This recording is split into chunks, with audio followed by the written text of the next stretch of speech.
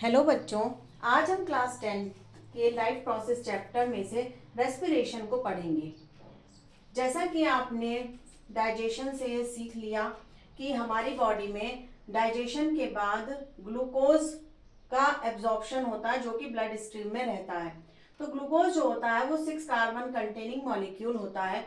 As we know the formula of glucose is C6H12O6।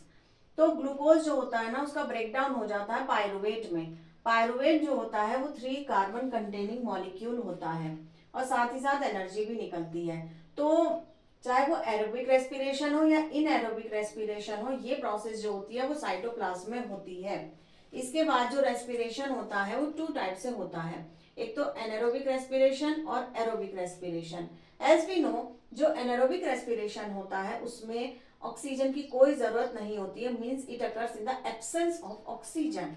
तो ये भी 2 टाइप से होता है बच्चों, एक होता है यीस्ट सेल में और एक होता है हमारी मसल सेल्स में। तो यीस्ट क्या होते हैं? यीस्ट आपने लास्ट क्लास में पढ़ा होगा। यीस्ट जो होते हैं एसेक्सुअली रिप्रोड्यूस करते हैं और वो एनएरोबिकली रेस्पायर करते हैं।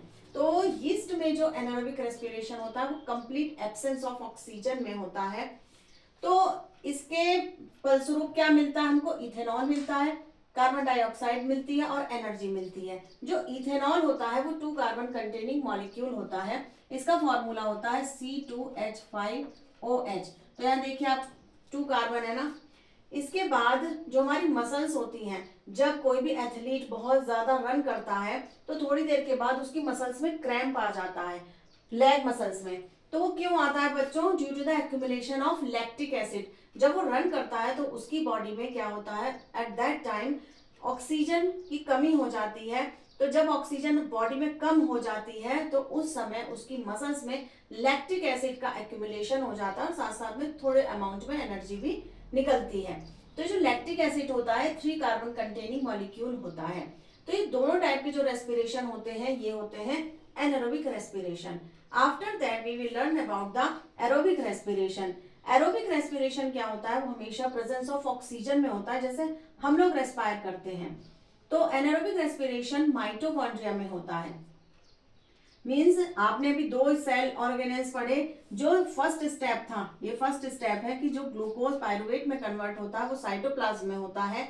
इसके बाद एनारोबिक रेस्पिरेशन पढ़ा। आफ्टर दैट अब हम जब एरोबिक रेस्पिरेशन पढ़ रहे हैं तो एरोबिक रेस्पिरेशन जो होता है माइटोकॉन्ड्रिया में होता है। That is why mitochondria is called the powerhouse of the cell.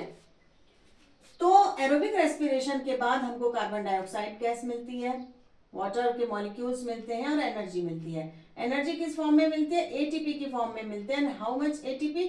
About 38 ATP हमें एरोबिक रेस्पिरेशन के बाद मिलते हैं। तो अगर आपसे ये क्वेश्चन पूछा जाता है कि कौन सा रेस्पिरेशन ऐसा है जिसमें ज्यादा अमाउंट में हमें एनर्जी मिलती है, तो वो होता है आपका एरोबिक रेस्पिरेशन।